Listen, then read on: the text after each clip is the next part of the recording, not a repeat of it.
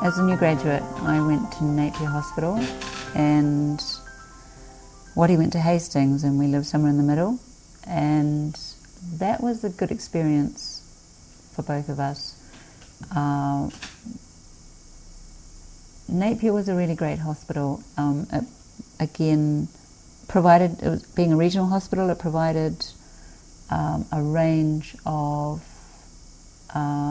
disciplines of patients that required all the usual kind of physiotherapy input, but it lacked the sophistication, I guess, or the specialisation of the big tertiary hospitals. But it was a nice, friendly department and a good atmosphere for a new graduate. There was a sense of that you're very much on your own. I'm aware of the UK system where the junior physios are actually mentored, and I think that that's probably crept in to our New Zealand hospitals now, I think, to a much greater extent anyway. But very much there, you were one of the staff. You had your ticket and you just went and did it. And there was an expectation that you would know exactly what you were doing. So this, I mean, you know, this, I guess everybody responds differently to that. For me, it was actually, okay, I better be independent. I've got to know this stuff. So, for example, when I had to go and use the bird, the IPBV, on somebody with asthma or with a chronic respiratory condition up in the medical ward, I'd think, my God, I don't remember doing the bird. I don't remember doing that at training. I don't remember seeing that. Or maybe I did. Mary and Hannah must have taken me through that, but maybe I didn't actually see anybody in my clinical training during that third year. So there I am, Napier Medical Ward, having to use the bird, and thinking, God. So I have a bit of a play before I race up there, but then it's very much actually hoping that everything is going to be in order before you administer that. And, you know, when I look back on that, I think, my God, that's so unethical. What if I had done something wrong? But I guess I must have known enough to actually get by and to do those things. So, I mean, I certainly felt more confident using the electrical modalities, the shortwave diathermy, the microwave diathermy. We had the infra-red we would use, and we also used ultraviolet for wound healing, and I certainly felt more confident using that. Intensive care I didn't feel very confident in, and would work very much with the staff to make sure that I was safe there. But yeah, there were instances I just remember where I really just had to think on my feet and take a calculated risk, shall we say, and use equipment and perform techniques and treat people where I wished I'd actually had more experience, or somebody senior with me willing to help me out. So in a sense, a vulnerable time, and a time that you actually needed enough self-confidence to drive yourself through, I think. It just didn't feel right to be going to senior members of the staff or to the head of the unit, the charge physiotherapist, and saying, oh, I don't feel I can do this, or can you help me out with this one, because that just wasn't part of the process. So, having said that, I was in Napier with 2 new graduates as well, both Dunedin trained, so again I may have felt perhaps, I don't know, maybe slightly subconsciously even in awe of them, and thinking, I bet they know this stuff. I'm going to show that I can actually do this, and I don't need the support to carry that out. But yeah, we went through I remember working in pretty well every field. It was the days when we were beginning to think about manual therapy.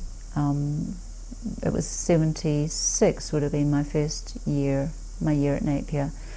And so just beginning to be aware that the whole manual therapy movement was underway. So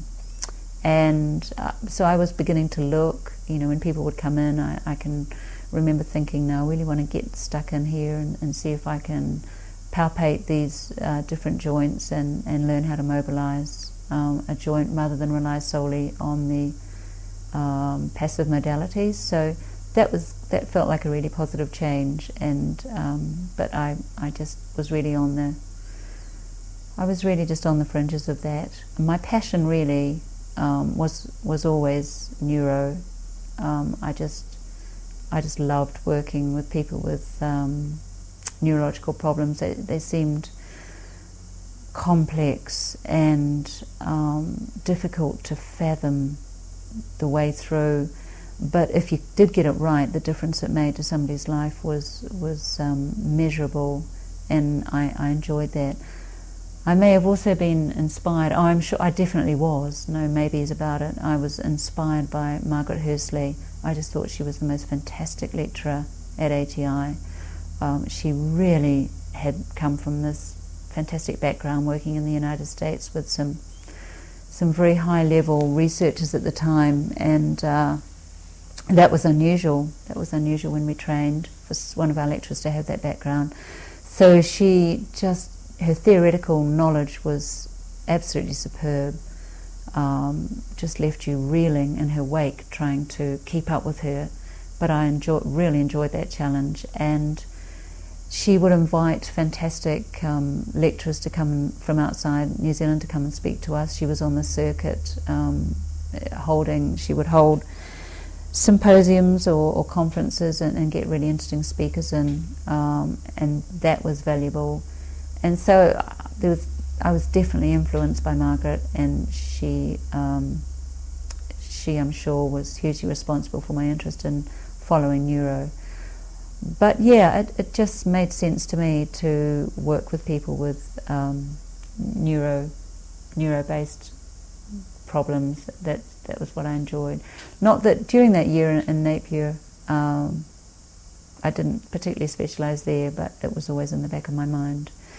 But being a bit of a wanderlust and a gypsy at heart, 1 year work as a new graduate was enough for us, and we'd always envisioned that we would just work during 76 and then take off in 77. And we paid back our bond at the end of 76, had saved up enough money, paid back our bond, and thought, yep, we're real physios now, we've done a year, and we're going to head off.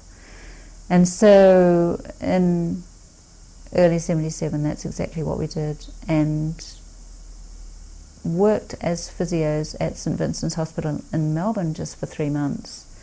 Again, that sort of cemented our learning to some extent, and again we were thrust in from Napier or Hastings Hospital to to St Vincent's. Man, we were thrust in at the deep end, and again took on some pretty interesting and new challenges there, problem solving as we went along. I remember being thrust straight first day into a hand therapy situation and thinking, oh my God, I have never done hand therapy before. Maybe I've seen 1 or 2 minor injuries in Napier, but nothing to the extent that here I am in this big Melbourne inner city famous hospital sitting in front of somebody who needs expert hand therapy. And again, just kind of working my way through it gently, I'm sure not effectively, but doing no harm. But the sorts of challenges that posed at the time, I think, felt I was definitely aware of them, as if I hadn't really been set up with enough skills to cope with some of these situations. I don't think the students today, I'd be interested to know, but I suspect they would not feel like that.